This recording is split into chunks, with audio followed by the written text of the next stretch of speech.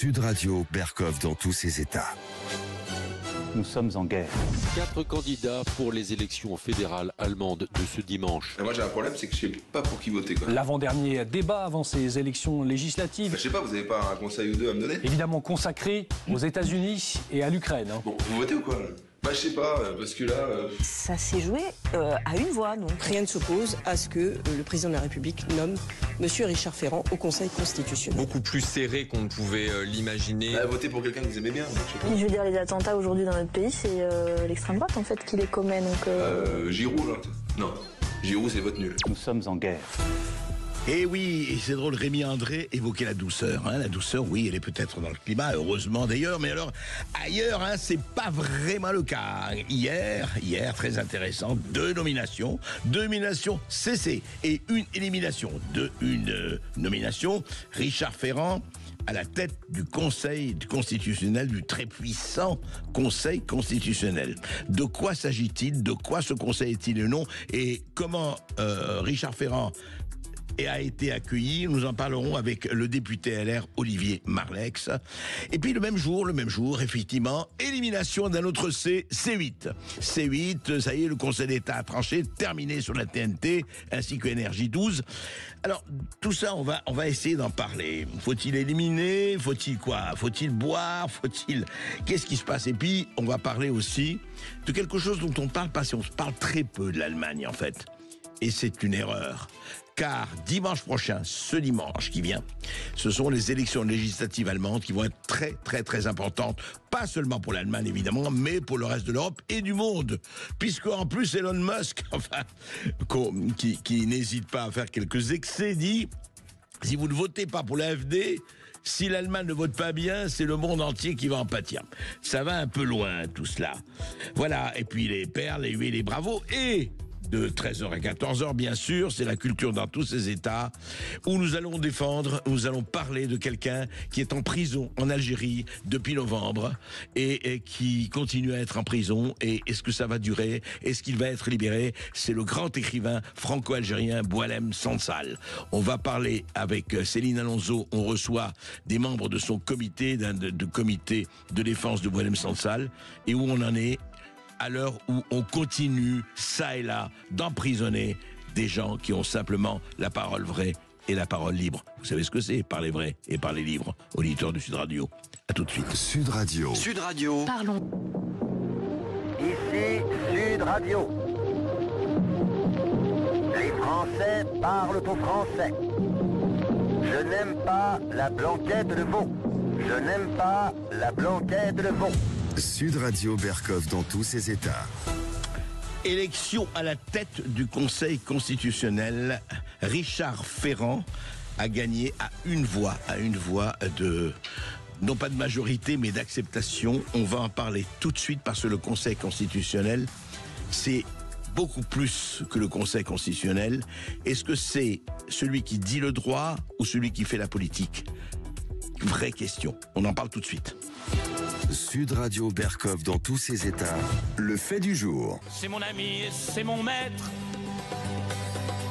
Je le vous vois encore aujourd'hui. Et quand j'ai mal dedans mon être. C'est évidemment Serge Lama, c'est mon ami et c'est mon maître. Alors on ne sait pas qui est le maître de qui ou l'ami de qui. En tout cas, Richard Ferrand, qui, je le rappelle, effectivement, a été depuis 2017 le très très très fidèle ami et appui d'Emmanuel Macron, donc vient d'être élu, enfin vient d'être ratifié, on peut dire, par une commission des lois à la tête du Conseil constitutionnel. Olivier Marleix, vous êtes député LR, on vous a écouté justement hier, vous avez posé des questions à Richard Ferrand, et au-delà de ça, effectivement, peut-être expliquer aux gens ce qu'est le Conseil constitutionnel et l'importance qu'il a, parce que pour, je crois, beaucoup de Français, bon, c'est un conseil qui voit si la constitutionnalité, comme on dit, des lois, mais ça va beaucoup plus loin. Oui, en effet. Pour revenir sur Richard Ferrand, donc factuellement, il échappe au veto des 3/5, mais ça veut dire qu'il a 38 voix pour et 58 voix contre. Vous vous rendez compte quand même. Faut rappeler. C'est extraordinaire, ça. Il échappe à la révocation aux 3/5 pour une voix. C'est donc, en soi, déjà, c'est un affaiblissement quand même. Sinon un camouflé. Pour lui. Presque. Oui, c'est pas... D'ailleurs, c'est pas une bonne nouvelle pour l'institution, en fait, qu'il soit nommé président en étant le plus mal désigné du collège, avec une autorité morale qui sera évidemment un peu plus faible. Là, c'est très intéressant, la chanson de Lama, c'est mon ami, c'est mon maître.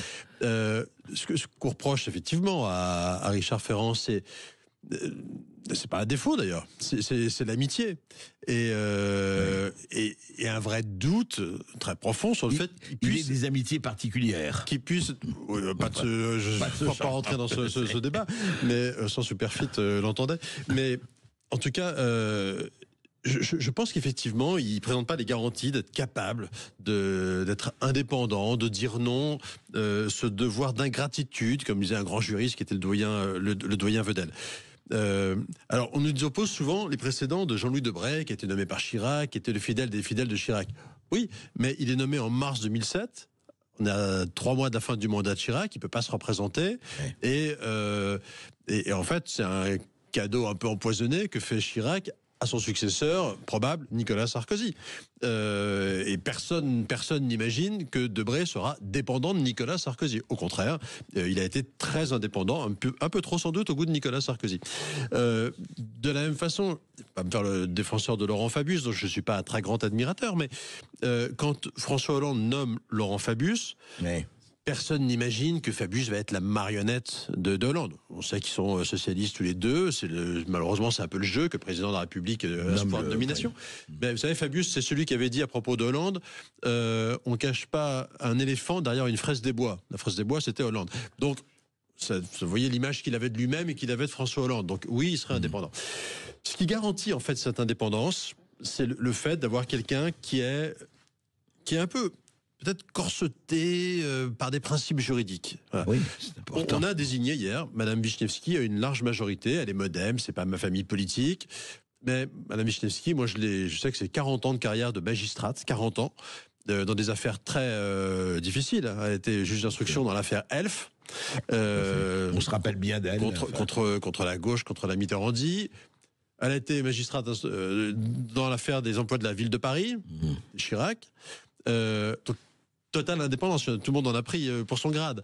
Et j'ai siégé avec elle à la commission des lois de l'Assemblée. Je sais que c'est quelqu'un qui est tellement, qui a des principes juridiques tellement solides qu'elle sera indépendante, même si elle est nommée par Madame Bonne-Pilet. Voilà le sujet, voilà l'enjeu et la raison pour laquelle on ne pouvait pas faire confiance à Monsieur Ferrand. Alors oui, vous avez raison de le rappeler, le Conseil constitutionnel.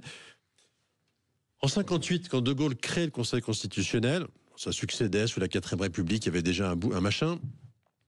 C'est uniquement un arbitre pour protéger en fait le pouvoir exécutif du pouvoir législatif. C'est vraiment ça. Dans la rationalisation du Parlement, De Gaulle ne veut pas que le législateur, dont le domaine a été réduit dans la Constitution de 58 à quelques matières, enfin un certain nombre de matières, puisse empiéter sur le pouvoir exécutif. Ce n'est que ça. Et effectivement, les choses ont énormément évolué. Ça a commencé assez rapidement après la mort du général de Gaulle, en 1971, où pour la première fois, le Conseil constitutionnel a découvert, c'est son expression, il a découvert qu'il y avait des principes fondamentaux reconnus par les lois de la République qui lui permettaient, au nom desquels il allait censurer le législateur. C'est-à-dire qu'on s'est mis à faire quoi? À partir de 71, on s'est mis à faire, si ce n'est de la politique, au moins de la philosophie. Le Conseil constitutionnel... Est-ce qu'on ne peut pas dire, Olivier Marax, qu'on s'était mis quand même à commencer à faire de la politique? Et d'où ce qui se passe aujourd'hui? Oui, mais bien sûr. Mais d'ailleurs, celui qui saisit le Conseil constitutionnel en 71, c'est un opposant aux gaullistes. Il fait pas ça par hasard. Bien sûr, c'est une envie de changer un peu la pratique des institutions. Et puis, bah oui, bien depuis, il y a cette dérive politique. C'est-à-dire, à partir du moment où vous commencez à ne plus appliquer la lettre, la lettre de la Constitution, et que vous appliquez des principes que vous découvrez, toutes sortes de principes. Hein, il en a inventé plein dans tous les domaines. Et ben oui, il y a ce risque que vous basculiez dans un jeu beaucoup plus contingent, pour reprendre une expression qui évolue avec le temps. Voilà. Et a fortiori, si il est composé de personnalités politiques, qui ne sont pas des juristes, qui ne sont pas pétris de principes juridiques, mais qui peuvent subir des influences politiques. C'est vraiment le jeu, et on le voit avec tous les textes sur l'immigration. Moi, c'est pour ça que j'en veux beaucoup, d'ailleurs, pardon de le dire, mais à mes collègues députés du Rassemblement national d'avoir permis ça. On installe M. Ferrand pour 9 ans. Pour 9 ans. Dans 2 ans, Macron, c'est terminé. On va se payer Richard Ferrand pendant 7 ans. Alors, juste le principal enjeu, c'est quoi aujourd'hui? On le voit très bien. C'est tous les sujets immigration. C'est tous les textes sur l'immigration sur lesquels le Conseil constitutionnel nous oppose sa vision des choses.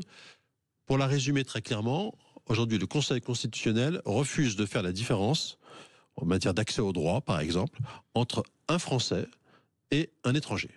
Oui, voilà. D'accord. C'est pas un petit sujet. Non, c'est pas un petit sujet. La nation, elle est composée de citoyens français qui acceptent, plus ou moins, d'accueillir des étrangers sur leur sol dans des conditions qu'on détermine ensemble à travers la loi. Et le Conseil constitutionnel dit non.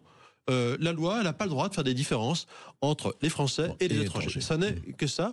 C'est toute l'affaire de Robert Ménard.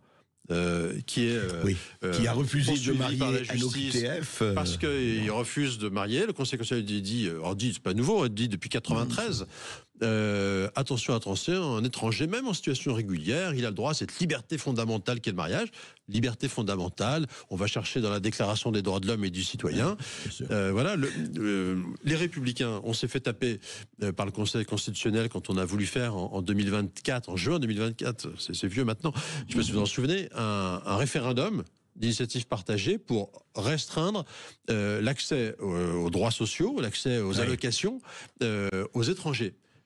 En disant, pour les allocations familiales, pour les APL, il faut au moins 5 ans de résidence ou 3 ans de cotisation à la sécurité sociale.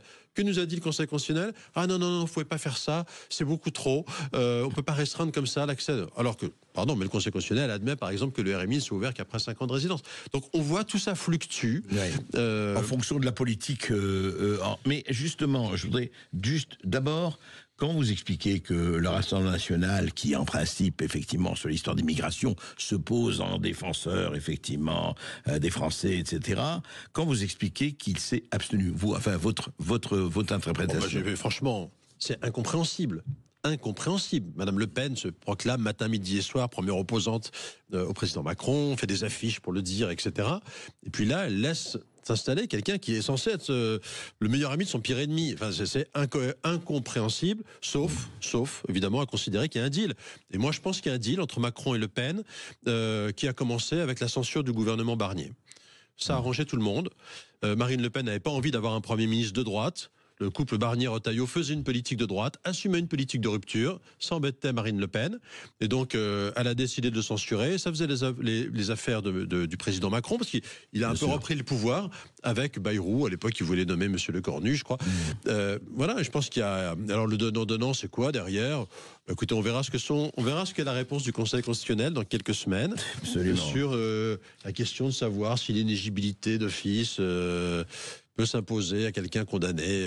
Mais alors, monsieur le député, pour revenir quand même à Richard Ferrand, moi, on n'est pas là en juge quand même, mais quand même, je rappelle l'histoire des mutuelles de Bretagne. Richard Ferrand était soupçonné à l'époque d'avoir profité de sa situation de directeur général des mutuelles de Bretagne de 98 à 2012 pour favoriser sa compagne, lui permettant d'acheter en 2011 un bien immobilier à Brest sans débourser un centime. Il avait été mis en examen en 2019. L'association Anticorps s'était pourvue en cassation en avril 2021 après une décision de la Cour d'appel de Douai. Cette dernière avait considéré que l'action publique contre Richard Ferrand concernant l'affaire des mutuelles de Bretagne était prescrite. Mais je rappelle que parmi les gens de la Cour d'appel de Douai, il y avait la magistrate Véronique Malbec qui avait permis de classer l'affaire sans suite. Comme ça, par hasard, mais c'est sûrement par hasard, elle siège aujourd'hui au Conseil constitutionnel, nommée sur le conseil de Dupond-Moretti en 2022. Ça pose quand même quelques questions, tout ça, non ? Nommé par Richard Ferrand, si je me trompe. Par Richard Ferrand lui-même. Par Richard Ferrand lui-même. Elle était procureur général procureur, à Rennes, et donc elle avait effectivement l'autorité sur le procureur qui a considéré que tout ça était prescrit. Donc oui, ça fait un peu passe-moi le sel, je te file la rhubarbe, quoi. Oui, cette affaire. Non, parce que ça dit quoi de nommer quelqu'un comme ça au ça dit Conseil qu'on ose constitutionnel? tout, ça dit qu'il n'y a plus de principe. Je dirais, c'est quand même le Conseil constitutionnel et le gardien, vraiment le gardien du temple de nos grandes valeurs démocratiques, de nos principes, de notre Constitution, etc. Et effectivement, il n'a pas été condamné, merci la prescription. Mais enfin, des faits étaient suffisamment graves pour donner lieu à une mise en examen. La mise en examen s'obéit à des règles juridiques. Et il a été mis en examen. D'ailleurs, les faits, il ne les a pas contestés. Bon, il ne les a pas contestés. Effectivement, il avait besoin de locaux pour sa mutuelle. Il dit, tiens, à sa femme, tiens chérie, t'as qu'à acheter un truc, je te le louerai. Voilà. Et puis avec les revenus, d'ailleurs, je crois, la SCI en question est devenue propriétaire depuis d'un appartement à Paris. Donc on a la constitution d'un patrimoine immobilier. Oui, c'est sordide. Dans tous les cas, c'est sordide. Et dans tous les cas, à mes yeux, ça n'aurait pas dû permettre de le nommer là. Donc aujourd'hui, c'est politique. C'est complètement politique. Je pense que ça affaiblit l'institution, ce qui est la pire des choses. On vient de dire à quel point aujourd'hui le Conseil constitutionnel était quand même sous le regard des Français qui ont le sentiment de la loi immigration. Je fais partie de ceux, avec Bruno Retailleau, qui avons imposé au gouvernement, c'était Borne à l'époque, une version durcie de ce texte. Le Conseil constitutionnel l'a censuré de manière absolument scandaleuse, j'hésite pas à le dire, parce que en fait, vous savez, la Constitution permet qu'on amende comme on veut, le parlementaire, avec un lien même indirect avec le texte. Le Conseil constitutionnel n'a pas admis, alors que les liens nos amendements étaient totalement directs. Cette décision, elle est inexplicable, elle est absolument scandaleuse, elle est très politique. C'est pour ça que le président Macron échange par SMS avec des membres du Conseil constitutionnel qu'il a nommés. C'est absolument, il n'y a plus aucune réserve. Séparation des pouvoirs, bonjour. Voilà. Et donc cette institution, il faut la protéger parce qu'elle est importante. Et je pense qu'effectivement, affaiblir des personnalités sujettes à débat, c'est vraiment pas un service à rendre à l'institution. Et je crois que effectivement, c'est un problème, et vous le dites, c'est 9 ans, la présidence du Conseil constitutionnel. C'est 9 ans, c'est la fonction, le mandat le plus long dans notre pays, et on va s'en prendre pour 9 ans. Il faut encore sur des sujets le combat, on va dire, aujourd'hui, entre le législateur, à travers la loi immigration, à travers d'autres lois, à travers ce projet de référendum que j'évoquais tout à l'heure, et le Conseil constitutionnel, il est sur des sujets hyper politiques. Les Français, à 70%, enfin tous les sondages du monde, veulent un durcissement des règles en matière d'immigration. Le Conseil constitutionnel, aujourd'hui, nous en empêche. Le Conseil constitutionnel, il est là pour protéger la démocratie, en théorie. Il n'est pas là pour l'empêcher. Et donc, ça veut dire qu'il doit... Quand il censure le législateur au nom de principes qu'il découvre, qu'il va chercher, etc., je pense qu'il doit le faire vraiment, vraiment d'une main tremblante. Parce qu'il n'a pas la même légitimité que les parlementaires élus au suffrage universel direct ils ne sont pas élus par les Français. Et malheureusement, il n'y a pas cette retenue aujourd'hui, de moins en moins en tout cas. En tout cas, voilà, peut-être pas le meilleur des jours pour la démocratie. Merci Olivier Marleix. Merci pour votre intervention. Je crois qu'il faudra, vous savez, et vous le savez mieux que moi, il faudra encore une fois que la séparation des pouvoirs, que les lanceurs d'alerte et que les législateurs comme les journalistes surveillent, voient et disent. Sud Radio Berkov dans tous ses états. Non, nous n'irons pas pendre notre linge sur la ligne Siegfried, comme disaient les conscrits de 14-18. Mais qu'est-ce qui se passe en Allemagne ? Ce qui se passe en Allemagne nous concerne tous. Dans 3 jours, le dimanche, élection législative sur toute l'Allemagne. Eh bien, écoutez, d'habitude, on dit « Ah oui, mais l'Allemagne, c'est loin, c'est intéressant. » On s'occupe de ce qui se passe à Gaza, et c'est très bien. On s'occupe de ce qui se passe au Yémen, et c'est très bien. Mais ce qui se passe en Allemagne, vous vous rappelez, le couple franco-allemand, on en parle très peu. Eh bien, c'est le moment d'en parler, parce que ces élections vont être absolument vitales, pas seulement pour l'Allemagne, mais pour tout le continent, et peut-être le monde. À tout de suite. Sud Radio André Berkov. Berkov dans tous ses états, ça balance pas mal sur Sud Radio.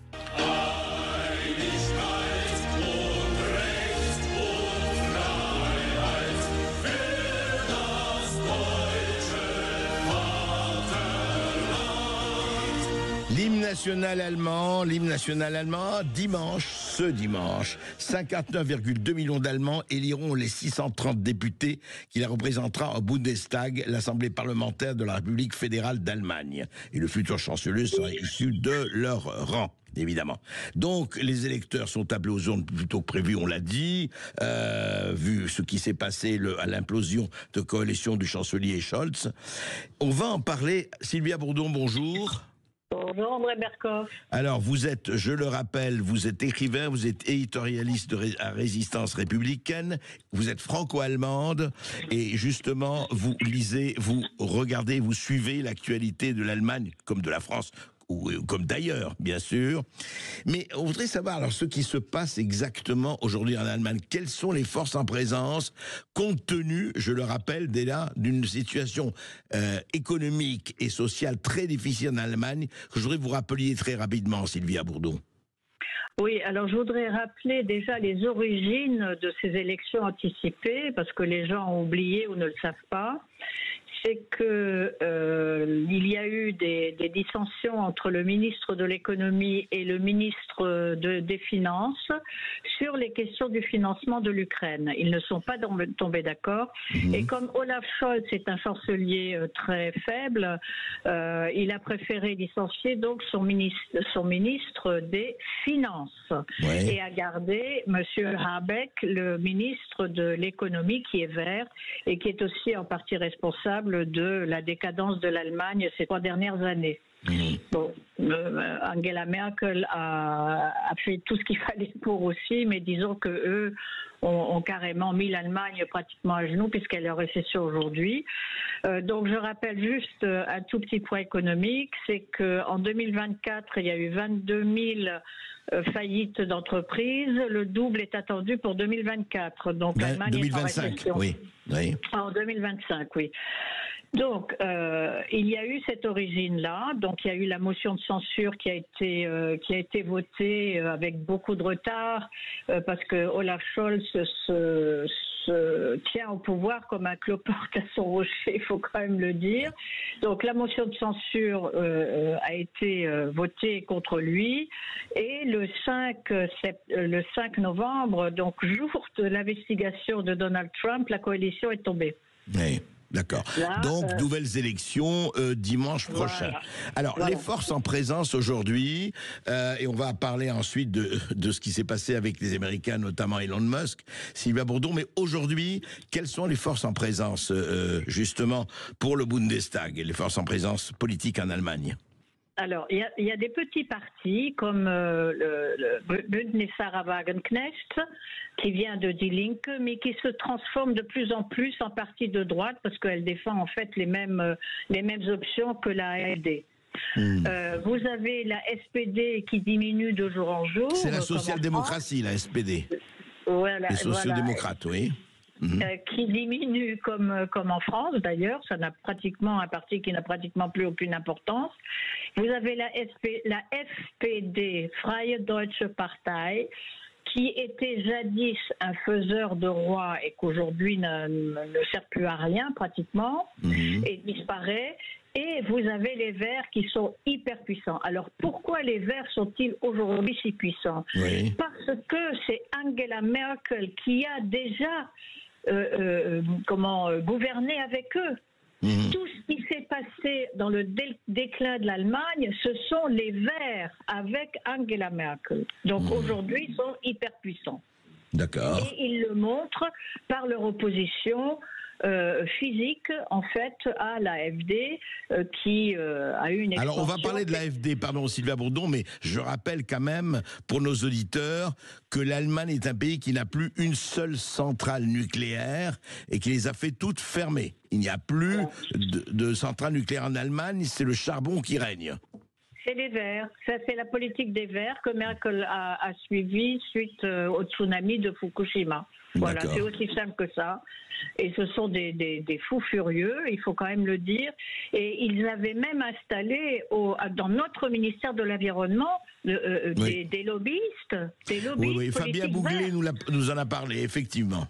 Voilà. Alors, Sylvia Bourdon, parlons alors de l'AfD notamment. Oui, alors l'AfD a pris une expansion assez importante. Est-ce que c'est un parti, pardon, c'est pas pour vous interrompre, mais pour bien préciser, est-ce que c'est un parti d'extrême droite, voire fasciste, voire néo-nazi, comme le disent certains? Oui, mais ça, c'est la rhétorique habituelle. En fait, le programme de Alice Weidel, il est exactement celui de Konrad Adenauer. Ah oui, voilà. Carrément. Et je voudrais quand même dire une chose sur la Russie, parce qu'elle veut aussi un rapprochement avec la Russie, elle veut un rapprochement avec les États-Unis, elle veut travailler avec tout le monde. Et vous savez, Bismarck disait, un bon accord politique se fait toujours avec les Russes. Ah ouais. C'est pas d'extrême droite.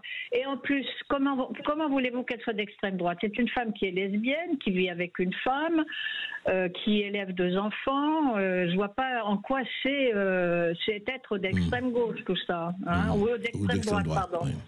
Voilà. D'accord. Alors, oui, allez-y. Alors, les sondages, je veux en venir aux sondages aujourd'hui, parce que ça, c'est très important. Je ne les vois pas évoluer depuis le 5 novembre. C'est quand même incroyable. Donc, la CDU est toujours à 30. Les chrétiens démocrates, la CDU. Hein. Les chrétiens démocrates. Oui. La AfD vacille entre 20 et 22. Oui. Et puis la SPD, les socialos descendent.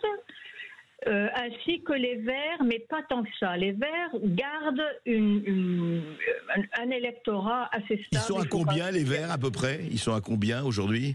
Ils sont à 13, 12, D'accord. 13. D'accord. Hein? Donc quelle coalition peut se former, justement, après le 23 février C'est là la question. Hein. Parce que le 23 février, on ne sait pas. Vraiment, on ne sait pas. Pourquoi? Bien sûr. Parce que je dis, les sondages ne bougent pas. Alors, il y a des raisons à ça, pour moi, qui ne sont même pas évoquées par les commentateurs allemands de la réinformation. Alors, pour moi, ça veut dire que le peuple est tellement terrorisé par les manifestations de masse dans toutes les grandes villes d'Allemagne, qui sont, je le souligne, ce qui est caché en France, parce qu'on vous dit, en Allemagne, on manifeste contre l'extrême droite, etc., etc. Mais ils sont payés, ces manifestants, par le gouvernement Scholz. Vous êtes sûr de ça? Parce que vous avancez... Non, je n'avance rien du tout. C'est le directeur de campagne de Olaf Scholz qui l'a tweeté. Et puis, ça a été relaté par Die Welt également et d'autres journaux. Donc ça, c'est la vérité. Ils sont tous payés, c'est inouï. Alors quand il y a des grandes manifestations, mettons à Berlin, on affrète des bus et hop, les gens montent dans les bus, sont payés et vont à Berlin. Tout ça est payé, c'est illégal. C'est-à-dire qu'on est en train de vouloir museler une opposition avec les moyens gouvernementaux. Oui, mais attendez, Sylvia Bourdon, pourquoi il n'y aurait pas, parce qu'on a vu des manifestations allemandes depuis des années, pourquoi il n'y a pas des manifestations de l'autre côté? Vous dites que le peuple est sidéré, il est terrifié, mais enfin bon, les manifestations, elles peuvent être dans les deux sens. Oui, elles ne sont pas dans le deux sens. La droite ne descend pas dans la rue, c'est tout. C'est-à-dire l'activisme des Verts. Il faut moi, je n'hésite pas à le dire parce qu'il faut pas toujours utiliser les termes Hitler ad Hitlerum. Mais la réduction ad Hitlerum, oui. La réduction ad Hitlerum. Là, c'est vraiment le cas. Les Verts sont des nazis repeints en vert. Oui, enfin, je trouve que vous allez un peu vite en besogne. Non, parce que... Non, attendez. Je voulais quand même réagir parce qu'il y a quelque chose de presque plus grave. Parce que les étiquettes, c'est bien, mais ce qui est presque plus grave, et je vais vous faire réagir là-dessus parce que ça, on en parle très peu, c'est qu'en Allemagne, comme en Angleterre, quand vous exprimez, mettons même sur Twitter, sur X ou ailleurs, sur Facebook, vos opinions, il y a certains gens où la police vient vous voir à domicile. Absolument. Ça, c'est terrifiant quand même. Oui, absolument. Alors, vous savez, il y a même une chaîne CBS américaine. Ça fait le tour du monde. On en parle dans tous les journaux, que ce soit en Inde, en Australie, j'ai vu ça. C'est incroyable. C'est vraiment une honte pour l'Allemagne. C'est-à-dire que cette équipe de CBS, de 90 Minutes, 60 Minutes, qui est 60 Minutes, oui. Ils ont suivi des équipes de police, moi que j'appelle la Gestapo, parce que c'est ça, qui viennent à 6 heures du matin frapper chez les gens pour les embarquer, perquisitionner chez eux, saisir tout ce qui est informatique, téléphone, etc. Et les gens sont embarqués, voilà. Mais ils sont embarqués pourquoi? On leur donne quelle raison quand on les embarque? Ils s'expriment de manière critique contre le gouvernement, tout simplement. Et alors donc on pense que ce sont des gens de l'AfD. Mais tout le monde peut critiquer ce qui se passe en Allemagne. Enfin, quand il y a une inflation, quand le beurre coûte 3 euros, ou que les vêtements coûtent très cher, ou que vous n'avez même plus de papier chiotte, il faut le dire, parce que la société de fabrication de papier toilette vient de fermer ses portes aussi, comme le grand redoute allemand qui s'appelle Otto vient de fermer ses portes. Grand distributeur, c'est ça, grand distributeur. Oui, grande distribution Otto, comme la Redoute, si vous voulez, c'est un peu ça. C'est comme si la Redoute fermait ses portes demain, voilà. Donc, les Allemands critiquent, et même, je dois dire que les deux pire gestapiste, je le souligne, je le maintiens, c'est Annalena Baerbock, la ministre des Affaires étrangères verte, qui est une vraie honte pour l'Allemagne, parce que dès qu'elle se déplace à l'étranger, elle dit connerie sur connerie, elle fait la leçon à tout le monde. Et Robert Habeck, son collègue vert, ministre de l'économie. À eux deux, ils ont 800 plaintes contre des citoyens allemands qui ne pensent pas comme eux, qui les critiquent, qui ne sont pas forcément insultants. Par exemple, il y a un retraité qui a traité Robert Habeck de Schwarzkopf, ça veut dire d'idiot. Simplement, pour avoir été traité d'idiot, à 8 heures du matin, la police a débarqué, a embarqué ce monsieur avec perquisition, etc. C'est assez terrible.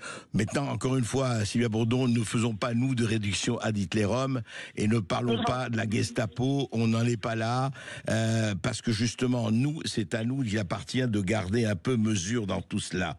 Je voudrais juste quelque chose. À votre avis, aujourd'hui, qu'est-ce qui a joué? C'est une question importante pour on a vu Elon Musk quand même venir faire interviewer d'ailleurs la leader, la patronne de l'AfD sur X. Ça a fait des dizaines de millions de vues. A dit il faut absolument voter pour l'AfD. Est-ce que c'est pas quand même une ingérence, parce que bon, très bien, on peut penser ce qu'on veut d'Elon Musk, mais est-ce qu'il a à dire oui, il faut voter pour l'AfD, c'est ça qui est bon pour l'Allemagne et pour le monde? Qu'est-ce que ça a fait comme réaction, je dirais? Bon, alors, les réactions, évidemment, sont indignées dans toute la classe politique, parce que vous imaginez l'homme le plus riche du monde qui soutient la AfD, qui, à leurs yeux, est le parti nazi par excellence. Donc, Elon Musk est traité de nazi par la même occasion. Mais il a le droit, en tant qu'individu, de s'exprimer, me semble-t-il, parce que lorsqu'on parle d'ingérence, il faut quand même penser à George Soros qui s'ingère toutes les 5 minutes dans la politique allemande, dans la politique européenne, qui corrompt 220 parlementaires européens qui s'appellent The Best Friends of George Soros in the European Parliament. Vous voyez, donc c'est... oui, les ingérences sont partout. Les 2 poids, 2 mesures, c'est vrai. Et alors, en plus, j'ajoute que Elon Musk a le droit de s'inquiéter de ce qui se passe en Allemagne. Pourquoi? Parce qu'il a la plus grosse usine d'automobiles d'Europe, Tesla, qui est en Allemagne. Donc, il a quand même tout intérêt aussi à se préoccuper de ses affaires, me semble-t-il. Et il a le droit de le faire. Donc, pour vous, Sylvia Bourdon, dernière question, on est dans l'incertitude totale de ce qui peut se passer. Évidemment, on va pas faire la voyante et les marques de café, de ce qui peut se passer le 23 février. Tout est ouvert. Écoutez, non, c'est pas ouvert parce que Merz sera élu, le chancelier qui est le chef du parti des chrétiens démocrates. Il sera élu parce que comme les sondages ne baissent pas, bon, on peut logiquement penser que c'est lui. Mais il refuse de faire une coalition avec l'AfD. Il l'a encore dit 3 fois hier, encore durant un débat sur la ARD avec Olaf Scholz. Jamais nous ne... Bon, bref, donc on écarte l'AfD qui va, selon moi, devenir très puissante parce que, comme je disais tout à l'heure, les citoyens sont apeurés, n'osent pas s'exprimer et il faut aussi dire que des chefs d'entreprise allemands licencient des employés qui s'expriment en faveur de l'AfD. Ouais. Donc vous imaginez que les gens sont muselés. En revanche, peut-être que dans les urnes, voilà. ils vont s'exprimer. Ben, écoutez, c'est ce qu'on saura. Merci Sylvia Bourdon, merci pour vos éclaircissements. Eh bien, écoutez, qui votera verra en Allemagne et nous verrons aussi, nous suivrons cela. Ici Sud Radio. Les Français parlent au français. Je n'aime pas la blanquette de veau. Je n'aime pas la blanquette de veau. Sud Radio Berkov dans tous ses états. Eh bien, je crois que Grenoble est dans tous ses états aussi. Il faut rappeler que Grenoble, quand même, ça devient intéressant du point de vue de l'intensité. Je parle de quoi? Eh bien, je parle d'une certaine voiture bélier. Écoutez. Sud Radio Berkov dans tous ses états. Une idée que j'ai vue, un des fondements de l'architecture fasciste, je veux dire l'architecture idéologique du fascisme, c'est justement